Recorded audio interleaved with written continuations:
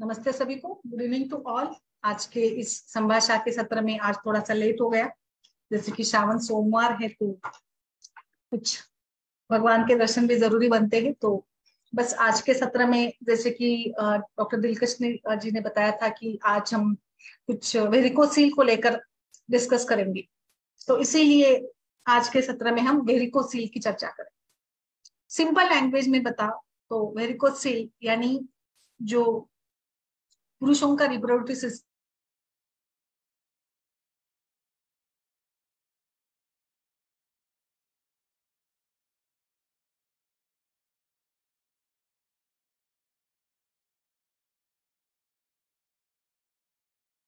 Varicocele ये एक infertility का भी कारण है, और इसीलिए हमने आज के सत्र में इसको डिस्कस करना है, इसीलिए हमने आज ये टॉपिक चुना है। वेरिकोसील यानी एक प्रकार से वेन का एनलार्जमेंट, जो कि लूज बैग है, जो स्किन की लूज बैग है, जो कि टेस्टिकल्स को, स्क्रोटम को होल्ड करती है, और यही वेन्स यहाँ पर इस टेस्टिकल्स को ऑक्सीजनेटेड ब्लड को भी सप्लाई करती है। वेरिकोसील ये एक जब कहीं कुछ कारणों से जो वेन्स है, सर्कुलेशन का काम करने वाली जो वेन्स है, जो इफिशिएंटली काम नहीं कर पा रही है, तो इसके साथ यहाँ पर ये फूल जाती है, उसमें सूजन आ जाती है। ये ज्यादातर मामले में कभी कभी ये प्यूबर्टी के एज में या फिर कभी भी हो सकती है। इसके कारण पेन ये एक मुख्य लक्षण यहाँ पे डेवलप हो जाता है।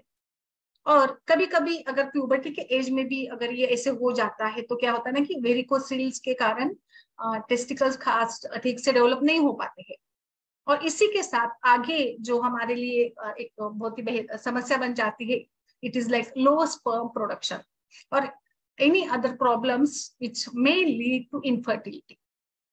बहुत बार सर्जरी रिकमेंड की जाती है इसके लिए। इसके मुख्य लक्षण क्या है, तो हमने समझ लिया वेरिकोसील ये खास करके left side of the scrotum में ज्यादा होती है, और कभी कभी तो ये कुछ लक्षण भी नहीं दिखते हैं।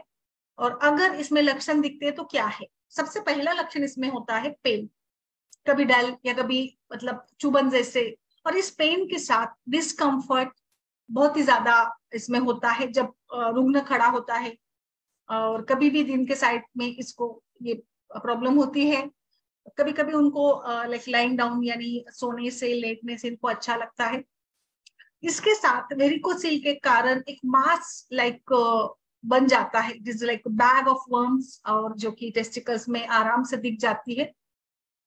अगर स्मॉल है वेरिकोसील तो ये नोटिसेबल नहीं होता है, टच करने के बाद ही ये पता चलेगा, बट कभी कभी अगर बड़ा बन जाए तो it may be visible about the testicles.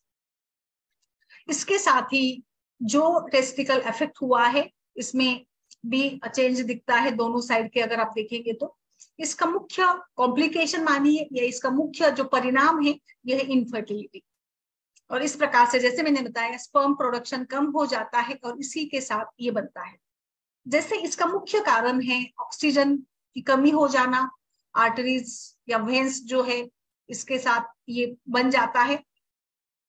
Each side जो स्क्रोटम की होती है इसके अंदर एक नेटवर्क होता है स्मॉल वेन्स का, जिसको हम लोग पैम्पिनीफॉर्म प्लेक्सिस कहते हैं, जो कि ट्रांसपोर्ट करती है ऑक्सीजन का।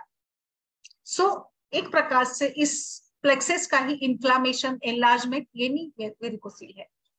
इसका मुख्य कारण या इसका एग्जैक्ट कॉज वैसे तो पता नहीं है, बट मुख्य रूप से जैसे हमने देखा कि malfunction of the walls inside the veins, and like blood का सर्कुलेशन ठीक से नहीं हो पाना, और इसीलिए ये होता है। और इसका रिस्क फैक्टर जैसे मैंने बताया कोई ऐसे ये नहीं है, बट इसके कॉम्प्लिकेशंस निश्चित रूप से 10 से 20% पुरुषों में अगर कोई कारण होता है इनफर्टिलिटी का तो वो यही है, वेरिकोसील है। और इसके साथ साथ जैसे मैंने बताया कि प्यूबर्टी के एज में जो बॉय में चेंजेस होने होते हैं, हार्मोन प्रोडक्शन होना होता है, और बाकी की हेल्थ एंड फंक्शन टेस्टिकल्स के जो होते हैं इसके साथ थोड़े से नहीं हो पाते हैं, तो ये है वेरिकोसील। आगे मैं आपको varicocele Ayurvedic point of view से बताऊंगी। Varicocele is nothing but type of कफवातज ग्रंथि, या आप इसको सिराज ग्रंथि भी कह सकते हो। सिरा ग्रंथि यानी एक प्रकार से जो शोफ की तरह है, जो अगर ये पक्व या अपक्व यानी अनराइप, आम, पक्व, ऐसे भी इसके स्टेजेस हो सकते हैं। इसके कारण आयुर्वेदिक दृष्टिकोण से देखेंगे तो इसके कारण है अपान वायु और रक्त धातु। जैसे हमने देखा कि यहाँ पे ब्लड सर्कुलेशन बड़ा ही महत्वपूर्ण है। ब्लड सर्कुलेशन ठीक से ना होने के कारण यहाँ पे उसको इम्प्रॉपर ये न्यूट्रिशन नहीं मिल पाता है, जिसके साथ वेन्स भी फूल जाते हैं। आयुर्वेदिक परिप्रेक्ष्य में इसको वात की दुष्टि, वात प्रकोप हम लोग कह सकते हैं, जो कि जाकर सिराओं में ग्रंथित हो जाता है।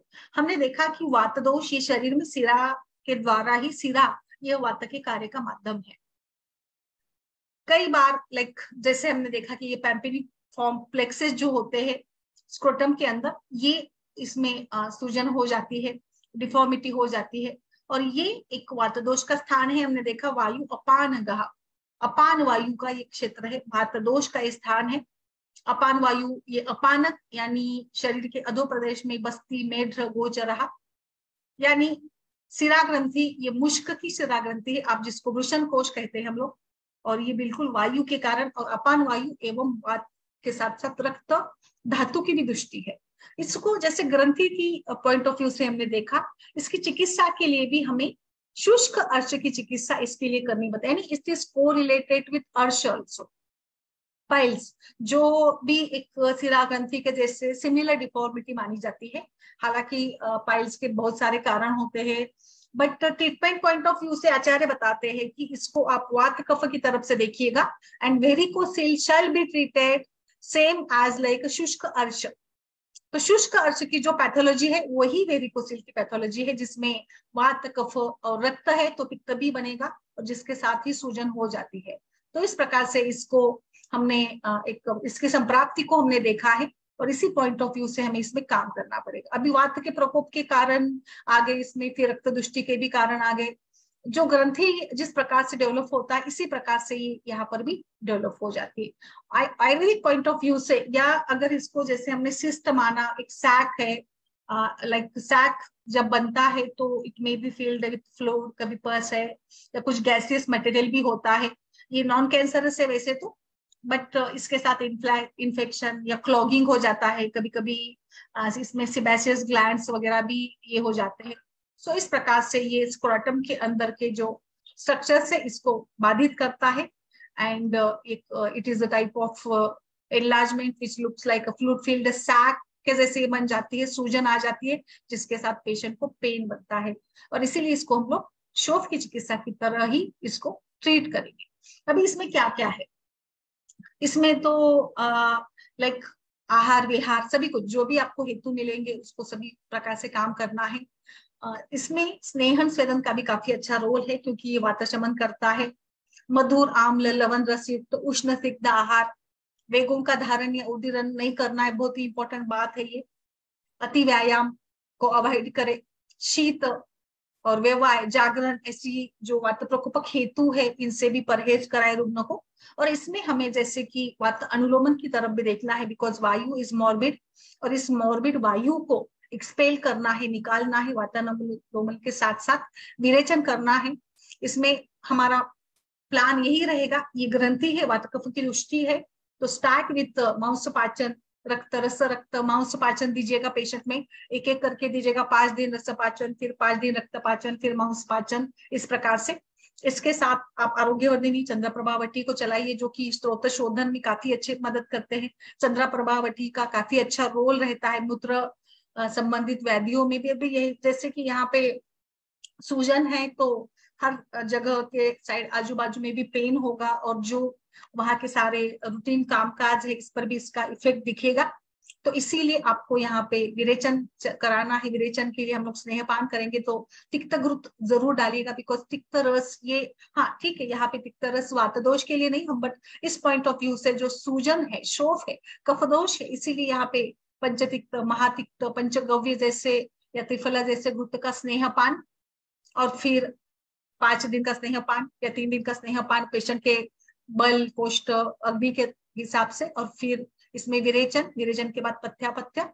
इसी के साथ साथ आप स्वेदन के लिए एक प्रकार से टब बात, अवगाह स्वेदन के रूप से इसको करिएगा। एंड बिकॉज इसके साथ क्या होगा ना, पेन रिलीफ होगा। स्वेदन से लोकल सूजन भी कम हो जाएगी and it will also relieve the pain. Patient को पेन कम हो जाता है तो पेशेंट को बाकी आगे की ट्रीटमेंट बहुत इजी हो जाती है। इसके लिए आप एक बड़ा सा टब लेकर उसमें त्रिफला का काढ़ा और डालकर इसमें पेशेंट को बिठा सकते हैं। जितना टॉलरेबल है और गर्म उतना ही इसको करें आप, बेस्ट तरीके से ये काम करेगा। त्रिफला का काढ़ा से दीजिएगा, सिंपल गर्म पानी के साथ भी दे सकते हैं स्वेदन। फिर इसके साथ साथ आप अलग बाकी जो मैं बताऊंगी इसमें अलग अलग काढ़े हैं, अलग अलग काढ़े हैं इसमें, जिसमें आप मूलक आदि कषाय एक बहुत अच्छा काम करता है। जो मूलक यानी रेडिश, फिर अर्कपत्र और त्रिफला इनके साथ ये बनाया हुआ है। इसमें जो बदर पत्र होते हैं उसका भी काढ़ा बहुत अच्छा काम करता है। इसके साथ कांजी का भी उपयोग किया जा सकता है। पेशेंट को तक्र जरूर खिलाते रहिएगा। इसी के साथ बिल्व ये भी काफी अच्छे से काम करता है। सो एक शोफ की चिकित्सा, अर्श की चिकित्सा, इसमें हमें मिलाकर इसको विचार करना है। स्वेदन हमने दिया, फिर नित्य विरेचन भी कर सकते हैं। आज आप सूजन के लिए आप इसमें स्वेदन फर्मेंटेशन जरूर करिएगा, जो एक अच्छे से पेन रिलीव करेगा। पेशेंट की आयु देखिएगा, जैसे अगर प्यूबर्टी का एज का बच्चा है तो इसमें आप एक कृमिघ्न चिकित्सा भी प्लान कर सकते हैं। इसके साथ साथ इसमें कुछ अच्छे वाले जो सिरा ग्रंथि और वृषण कोश पर काम करने वाले जो क्लासिकल फॉर्मुलेशंस है, इसमें मेरा फेवरेट जैसे कि हमेशा हम यूज करते शोफ की चिकित्सा में वो है वरुणादि कषाय और सुकुमार कषाय, दोनों मिलाकर दे सकते हो। इसके साथ चिरुबिल्बादि कषाय भी बहुत अच्छा रहेगा। अभयारिष्ट दे सकते हो। अब जैसे देखिए मैंने शुष्क अर्श की यहाँ पे बात की थी, इसी पॉइंट ऑफ व्यू से सोचिएगा। फिर कुछ गुड़ कल्प भी काफी सुंदर काम करेंगे, जैसे कि मणिभद्र गुड़ है या बहुशाल गुड़ है, कल्याणक गुड़ है, और फिर हम कांचनार गुड़ के साथ भी चल सकते हैं। और इसमें अश्वगंधा भी अच्छा काम करता है, अश्वगंधा वटी दीजिएगा। और आप जैसे भी काढ़ा कुछ बनाते हो, पुनर्नवा, गोक्षूर, अश्वगंधा, ऐसे भी चल जाएगा इसमें। पेशेंट को नित्य विरेचन के लिए अगर पेशेंट क्लासिकल वेरिएशन नहीं ले पा रहा है, संभव नहीं हो पा रहा है, तो आप अभिपत्ति का चूर्ण डेली दीजिएगा या फिर त्रिफला चूर्ण भी दिया जा सकता है। इसमें अगर जैसे पेशेंट के लक्षण को देखकर आप टैबलेट्स जैसे पायलेट्स है और पायलोक्यूर है, ऐसे भी आप यूज कर सकते हैं। उसका भी काफी अच्छा परिणाम हमें मिल जाता है। और कुछ केसेस में मैंने देखा कि कुछ लोग इसमें रक्तमोशन भी एडवाइस करते हैं। पेशेंट की कंडीशन पर और आपके एक्सपर्टाइज पर ये डिपेंड करता है कि आप इसको कैसे प्लान करते हो। जैसे कि इसमें वेरिकोसिल को अगर देखेंगे तो इसके ग्रेड्स अलग अलग होते हैं। जैसे पहले ग्रेड में देखते हैं तो वेंस जो सैक्रल स्क्रॉटल सैक में होती है ना, वो इनलार्ज हो जाती है, बट वो दिखती नहीं है। एंड फिर दूसरे ग्रेड में ये थोड़ा सा और ज्यादा बढ़ जाता है, साइज इसकी बढ़ जाती है, और जो स्पर्म प्रोडक्शन पर भी इसका बहुत ज्यादा परिणाम देखा जाता है। ग्रेड 3 यानी इसमें तो लाइक जो वेन्स होती है टेस्टिकल्स की, वो काफी बढ़ जाती है and they are clearly visible, बाहर से भी वो आराम से आपको दिख सकती है। तो बस इसी प्रकार से आपको ग्रेड्स भी देखिएगा, ग्रेड 1, ग्रेड 2 और ग्रेड 3 देखिएगा। और इसके साथ भी आपकी ट्रीटमेंट में बदलाव आपको करना पड़ेगा। सूजन कितनी है, पेशेंट का पेन क्या है, और जैसे सीजन क्या चल रहा है, इसमें आप क्या क्या कर सकते हैं। जैसे विरेचन देना है या अगर आप रक्तमोक्षण की चिकित्सा प्लान कर रहे हैं। इसमें और एक मैं जरूर बताऊंगी कि आप शुंठी सिद्ध जल भी दे सकते हैं, जो कि कफ के लिए बहुत अच्छा है, कफ का शमन करेगा। इसमें आप त्रिकटु चूर्ण इसके साथ शिलाजीत के साथ दे सकते हैं। त्रिकटु पुनर्नवा गोक्षु चूर्ण की काफी अच्छा काम करेगा। इसमें हम सूजन कम करने वाले, वेदना का शमन करने वाले ऐसे द्रव्यों का, जैसे पिपली है, शुंठी है, मरीच है, उनका प्रयोग कर सकते हैं। आप इसको इंटरनली देते हैं तो पेशेंट का अग्नि भी ठीक रहेगा और पचन अच्छा रहेगा, और इसके साथ भूख भी अच्छी लगेगी उसको, और एक प्रकार से अच्छे डाइजेशन इंप्रूव हो जाता है, पेन कम हो जाता है। तो बस पेशेंट अच्छा इसमें ये होता है, मतलब रिजल्ट अच्छे मिलने लग जाते हैं। इसमें अगर आप इन्फेक्शन कंट्रोल करने के लिए या एक एंटीबायोटिक के रूप में कुछ देना चाहते हैं तो सूक्ष्म त्रिफला दीजिएगा। कैशोर कुगुल भी काफी सुंदर काम करता है, जो पित्त को बैलेंस करेगा, सूजन कम करेगा। जैसे कैशोर कुगुल हम ऊंड में देते हैं, कुछ सूजन में देते हैं, और ऐसे केसेस में जहाँ पे कुछ डायबिटिक ऊंड बन जाती है उसमें भी कैशोर गुगुल का काफी सुंदर काम होता है। जैसे इसमें गुरुची है, शुंठी है, पिपली है, और ये सारे जो है ये सारे हर्ब जो है ये क्लीन करते हैं, टॉक्सिन को रिलीव करते हैं, वहां पे जो क्लेट का संचय है, वहां पे जो सिराई फूल गई है, सूजन है, इसको भी ये कम करेगा। और कांचनार गुगुल तो हम लंप के लिए या कोई भी ग्रंथि के लिए बहुत ही हमारा एक अच्छा फॉर्मुलेशन होता है, यानी हम जिसके ऊपर काफी भरोसा करते हैं और काफी रिजल्ट भी हमें मिल जाते हैं, और इसीलिए उसको आप जरूर ऐड करिएगा, कांचनार गुगुल को। और ऐसे ही द्रव्यों का हमें चुनाव करना है, जो जैसे मैंने बताया चिरुविलवादी कषाय या सुकुमार कषाय, चंद्रप्रभावती कंटिन्यू दीजिएगा, 2 महीने तक चंद्रप्रभावती चलाइएगा, सुंदर रिजल्ट आपको मिलेगा। चिरुबलवादी कषाय जो है ये अर्श में भी यूज करते हैं हम, फिस्टुला में, पाइल्स में, जो एक प्रकार से उसकी प्रॉपर्टी क्या है कि ये श्रिंक करता है और वेरिकोसिटी को भी कम करेगा। So it is very effective plan for the varicocele. सुकुमार कषाय भी कफ और वात दोनों को बैलेंस करता है। तो लंप के केसेस में जहां पर भी लंप है, कुछ बड़ा है, साइज ग्रोथ हुई है, और ऐसे केसेस में जहाँ पे रक्त का भी, ब्लड वेसल्स भी फूलन हो गई उसमें, या सूजन हो गई है, फूल गई है, ऐसे में भी आप सुकुमार कषाय काढ़ा दीजिएगा, या टैबलेट भी आप दे सकती है।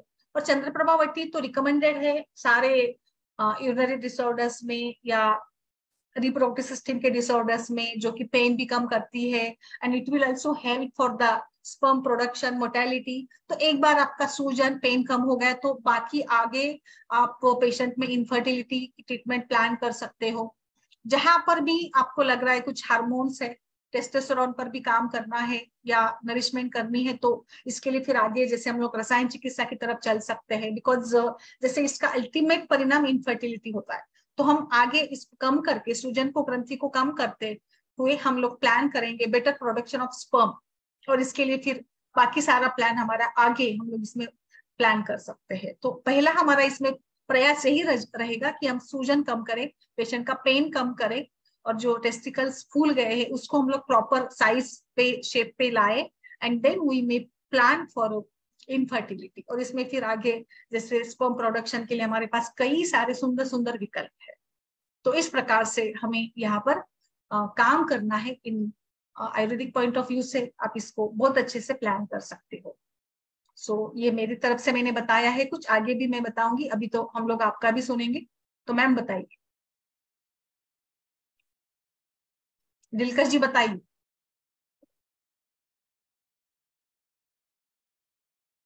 आपके केस के बारे में बताइए मैम, आपने सारे रिपोर्ट्स डाले थे, मैं शेयर भी करती हूँ अभी। डॉक्टर दिलकश। Yes ma'am, good evening. Good evening, बोलिए मैम।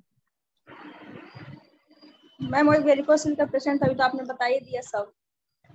यस। मैम नहीं, उनका आप थोड़ा स्पर्म डिटेल्स काउंट बढ़ ही बताइए ना, नहीं रहा है, आपको हेतु क्या मिले बताइए। 18%। जी मैम। आपको हेतु क्या मिले बताइए। मैम वही वेग अवरोध था उनका। हाँ, हाँ, ऑफिस वगैरह में काम है तो वही वेग अवरोध पेशेंट की वगैरह। एज क्या है, पेशेंट का क्या है वो बताइए थोड़ा डिटेल मैम में। 30 प्लस होगा। काम काज क्या करता है पेशेंट। ऑफिशियल वर्क है हाँ, मैम, ऑफिस वगैरह में कोई जॉब करते हैं। अच्छा, फॉर इनफर्टिलिटी वगैरह है क्या। यस मैम, 18% उनका स्पर्म काउंट है। 2-3 महीने हम लोगों ने दवा भी दिया लेकिन बढ़ा नहीं, फिर मैंने वेसी करवाया तो उसमें ये वेरिकोसिल आया, तो मे भी इसकी वजह से हो रहा हो ऐसा। अच्छा। और बाकी की मंदाकिनी जी, संपदा जी, सुचेता जी, इनको कुछ लाइक आपको हिस्ट्री पॉइंट ऑफ व्यू से मैम कुछ इनका पूछना है। इनका एफएसएच भी बढ़ा हुआ है थोड़ा सा। क्या बड़ा हुआ है। एफएसएच फॉलिकुलर अच्छा, स्टिमुलेटिंग है। Okay okay.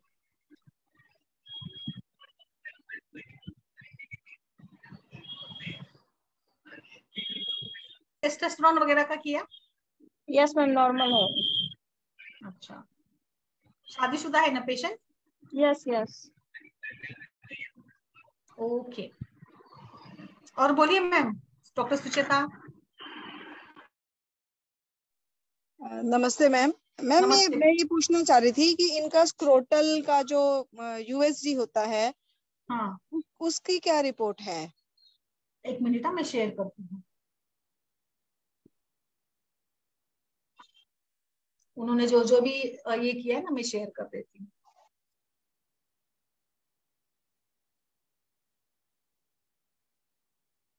आज डाला है ना मैंने ग्रुप पे, वही है सारा।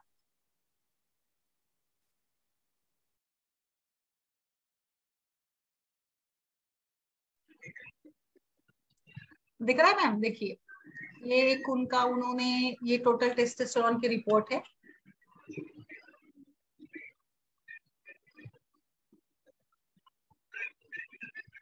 ये एक यूएसजी का रिपोर्ट है, ये देखिए।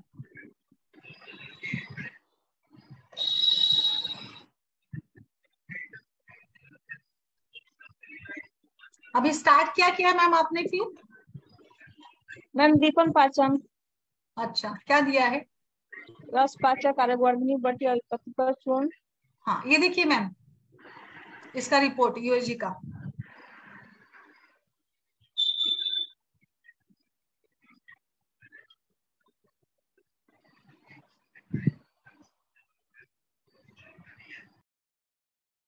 हाँ जी मैम, ये जो देंगे दवाइयों से तो फिर आराम उनको अच्छा आएगा, क्योंकि इसमें कोई जैसे हमें लग रहा है कि किंकिंग वगैरह तो कुछ नहीं है, मीन्स नहीं है, कि नहीं कोई सर्जिकल इंटरवेंशन की इनको जरूरत नहीं है। ये तो मीन्स शमन चिकित्सा या जो भी हम इनको चिकित्सा देंगे उससे इनको फायदा मिलेगा, क्योंकि कोई हाइड्रोसील भी नहीं है और कोई कहीं पे सर्जिकल इंटरवेंशन की जरूरत नहीं है। नहीं ये है, नहीं है, डॉक्टर्स नहीं है, नहीं तो है ये वैसे तो मुझे। अच्छा, हाँ ये तो अच्छा पेशेंट है। यस यस, आराम से कर सकते हैं ना, इसमें हम लोग काम तो आराम से कर सकते हैं। बिल्कुल आराम से कर सकते। और आपको कुछ पूछना है या कुछ पॉइंट ऑफ व्यू से पूछ?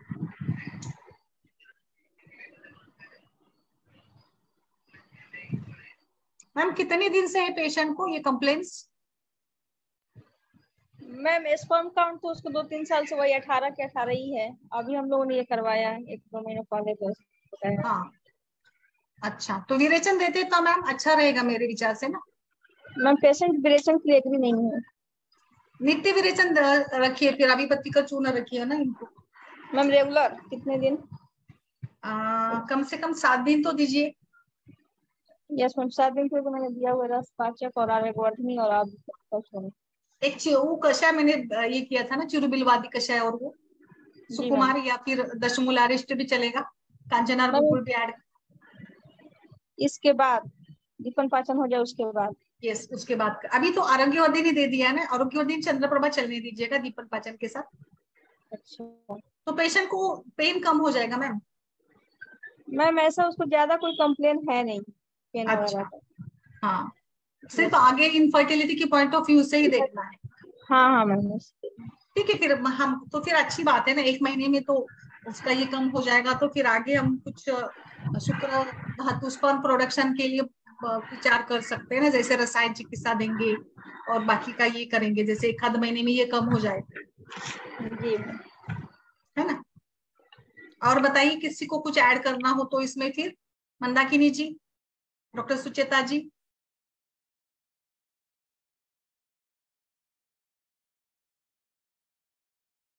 और कोई केस हो तो बताइए, इससे से आगे कैसे प्लान करें, बताइए। इनफर्टिलिटी के लिए आपने क्या सोचा है डॉक्टर दिलकश? स्पर्म प्रोडक्शन के लिए क्या दी? मैम मैं तो ज्यादातर बीज पुष्टि वगैरह देती हूँ, पुष्पधनवा, बीज पुष्टि, अश्वगंधा, धातु पौष्टिक मूसली, ये सही होने के बाद। मुस्लिम शिलाजीत पट्टी भी ऐड करिएगा, शिलाजीत। यस मैम शिलाजीत वाली बटी। हम्म, फलघृत वगैरह भी मैम अच्छा काम करता है। कौन सा? फलघृत। फलग्रुत, यस यस, फलग्रुत दीजिएगा। और उसके खान पान में भी ना दूध घृत और वो सारा जो वाजीकरण वाले द्रव्य है, उसको कुछ आदत है क्या धूम्रपान की, अल्कोहल की, तो वो भी कम करिए। यस मैम वो मैंने मना कर दिया। नॉनवेज भी थोड़ा सा कम खाए तो बेहतर रहेगा, मतलब मांस रस वगैरह खा सकता है वैसे सूप के रूप में, बट जैसे अच्छा अग्नि करके वो खाए तो ठीक रहेगा, नहीं तो अग्निमांद है और नॉनवेज वगैरह ज्यादा खा रहा है तो फिर उसका परिणाम ठीक नहीं होगा। Yes ma'am. उस प्रकार से।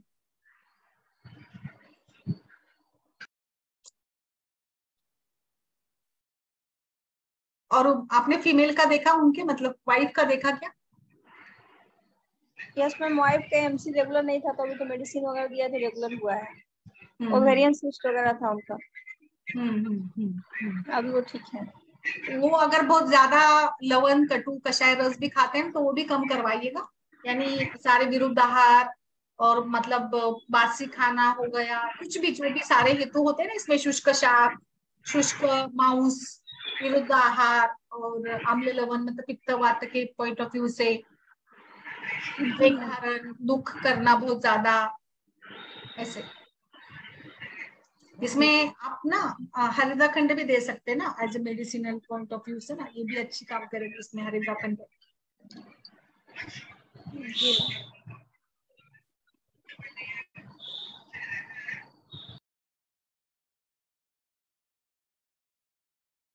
और फिर आगे मैम आप क्या यूज करती है सुचिता जी फॉर स्पर्म प्रोडक्शन? मैम मैं ना एक फॉर्मूला बनाती हूँ, वो मैं शेयर करूंगी इसमें। अच्छा, मैं बनवाती हूँ जो क्या क्या डालते हैं उसमें? मैम मुझे पूरा याद नहीं है, लेकिन उसमें मैं मुलट्ठी, छोटी इलायची, यस, ये 2-3 चीजें मुझे याद है, क्योंकि उसकी ना रेशो रखी हुई है। वो मैंने किसी टीवी प्रोग्राम में देखा था बहुत साल पहले, शायद वो कैथल के वैद्य जी हैं, तो आयुर्वेद गुरु करके सुबह सुबह उनका प्रोग्राम आता था, तो मैंने वो फॉर्मुलेशन नोट की थी। अच्छा, तो फिर वो मैं बनवा के रखती हूँ, मैं वो ही देती हूँ। अच्छा, और उसमें रिजल्ट्स मैम मिलते हैं। बिल्कुल। मुझे पूरा याद नहीं है, बट मैं एक ग्रुप में जरूर शेयर करूंगी विद फॉर्मुलेशन, मैंने लिखा हुआ है वो। क्योंकि फिर मेरा गोक्षूर, अश्वगंधा और शतावरी और यष्टि नहीं मैम, मधु, ये चीजें नहीं है उसमें। वो डायरेक्टली वो उनका ये कहना था कि ये रस से शुक्र बनाएगी, बनता है। तो वो रस धातु पे डायरेक्टली काम करता है। और अच्छा फॉर्मुलेशन है। मैं ये कहूंगी कि देखो डॉक्टर साहब, पूरे के पूरे पेशेंट तो कभी कभी हमारे को प्रैक्टिस में पूरे समय तक नहीं जुड़ते, लेकिन जितने जुड़ते हैं उसमें फायदा मिलता है, प्रोवाइडेड कि ये बिल्कुल ही वो ना हो कि यदि हमें टेस्टिकुलर बायोप्सी करवानी पड़ जाए और वहां पे बिल्कुल जर्म प्लाज्म ही नहीं बना हुआ, वहां तो एक अलग बात हो जाती है। लेकिन यदि फायदा मिलना है, जैसे इनका 18% है, यदि वो फायदा मिलना है तो वो 3 महीने के अंदर अंदर, 3 महीने के बाद हमें मिलता है कि हाँ ये फायदा है। यदि वो 3 महीने के बाद नहीं बढ़ता, तो फिर मैं यही समझती हूँ कि ये लैब की भी टेस्टिंग पता नहीं है कि 18% भी जो लिखा है इन्होंने, ये ठीक है या नहीं। उसमें मेरा एक एक्सपीरियंस मैं शेयर कर सकती हूँ। इसमें मेरे पास एक पेशेंट आया।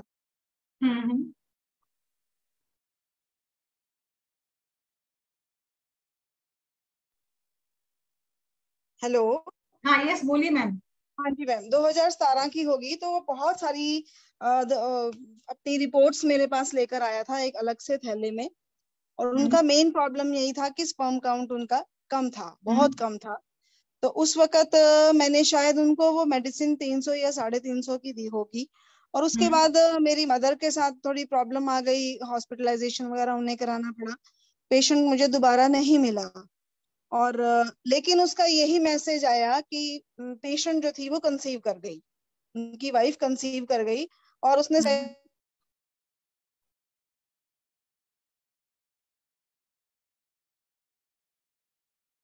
हाँ मैम, बोलिए।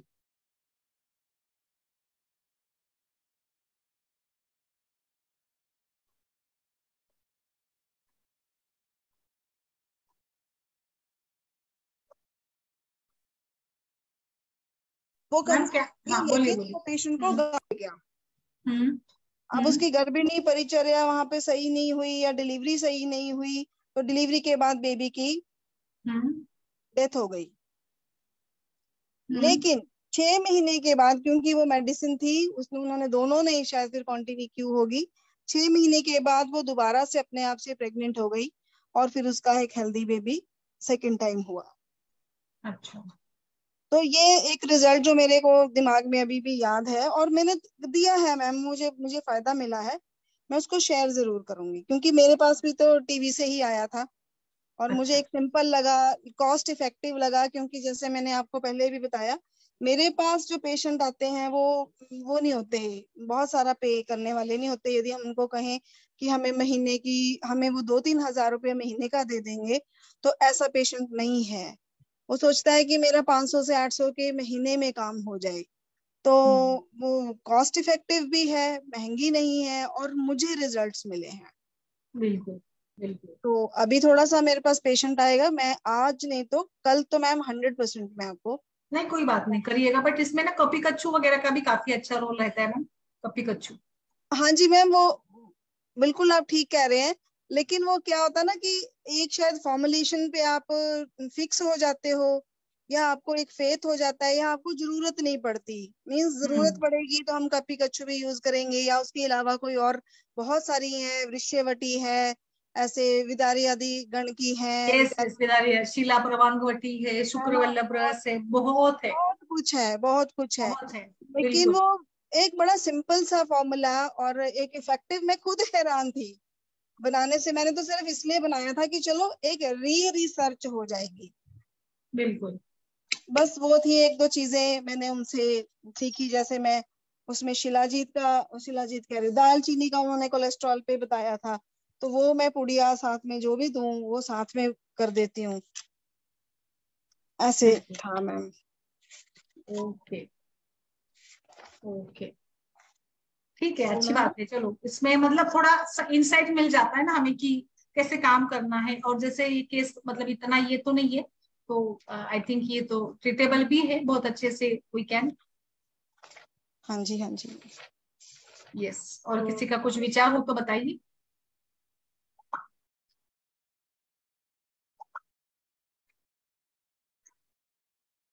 दिलकश जी, क्लियर हो गया मैम अब प्लान अभी आपका? और कुछ यस इसमें? मैम।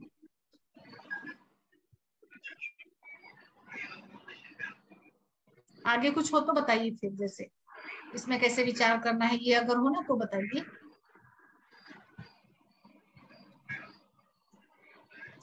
आज शायद मंदाकिनी जी के पास पेशेंट है, और तो जैसे आज थोड़ा सा लेट हो गया, और कोई किसी का केस अगर नहीं है तो आई थिंक हम लोग रुके फिर आज के लिए।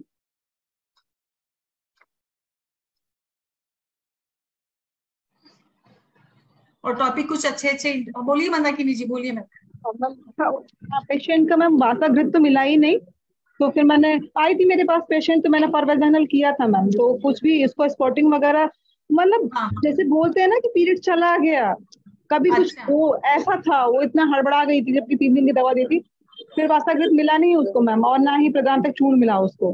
तो बाकी की जो सारी मेडिसिन मैंने चला दी जब इतना कम ब्लीडिंग था, तो कल ले गई है वो। फिर देखते हैं मैम अब क्या नेक्स्ट, तो नेक्स्ट मंथ आप इतना पूरा फुल मंथ चला दूं या फिर अभी कुछ करना है बंद होने के बाद कीजिए? अभी अभी क्या कंडीशन है? अभी कुछ नहीं है ना? अब कुछ नहीं है अभी, हाँ अब बंद हो गया है। बट मेरे विचार से लाइक अभी ये मंथ देखते हैं मैम, है ना, ये मंथ देखते हैं, वॉच करते हैं कैसे यूट्रस बिहेव कर रहा है। यस, थोड़ा सा देखना पड़ेगा, अच्छा रहेगा अगर देख लेते हैं तो, है ना? जी मैम। तो अभी कुछ चल रहा है तो उसको कंटिन्यू करिएगी फिर, जैसे जो भी चल रहा है। क्या चल रहा जीरकादिरिस्ट उसने मुझे बोला था कि मुझे थोड़ा बहुत दर्द हुआ था, तो मैंने जीरकादिरिस्ट ऐड कर दिया था उसके है मैम? साथ में। जिरका दृष्टि को कंटिन्यू करिए, उससे कोई नुकसान नहीं, फायदा ही होगा। बाकी के कामदुधा था, प्रबाल पिष्टी था, मुक्ता शुक्ति था, स्फटिक था, और ये पुष्यानुक चूर्ण का सारा कॉम्बिनेशन दिया था मैंने। हाँ और हाँ। जीरकादिरिस्ट के साथ में नाम नहीं याद आ रहा, एक और कोई सिरप दिया था मैंने उसको, लोध्रासव। अच्छा, तो अभी तो इतना दिया है मैंने। तो अभी 15 दिन कंटिन्यू रखिए इसको, फिर है ना थोड़ा पित्ता शमन करना ठीक रहेगा, तो नेक्स्ट साइकिल में भी प्रॉब्लम नहीं होगी आई थिंक, मेरे विचार से। अब वो कह रही थी कि जैसे कि अगर पीरियड्स मेरा रेगुलर हो जाए तो फिर उसे कंसीव करना है। तो देखते हैं फिर इस मंथ तो रुकते ही है ना मैम? ठीक है, ठीक है। एक मंथ थोड़ा गैप दे देते ना, उसको थोड़ा सेट होने दीजिए ना, और फिर हम लोग विचार करेंगे ना। जी मैम। ओके ओके मैम, चलिए फिर आज के लिए रुक जाते हैं। आई थिंक एक वेरिकोसिल ये थोड़ा अलग टॉपिक है वैसे, बट ये जैसे कि अभी फीमेल के साथ इनफर्टिलिटी के साथ भी जुड़ा है, तो इसीलिए हमने इसको लिया भी। और ऐसा कुछ नहीं, गायनिक की संभाषा है, बट फिर भी हम लोग अलग अलग विषयों पर चर्चा करते रहते। सो नो इश्यूज, आपको जो भी टॉपिक लगे आप सजेस्ट करिएगा जरूर। ओके मैम, चलिए फिर कल मिलते हैं। नमस्ते।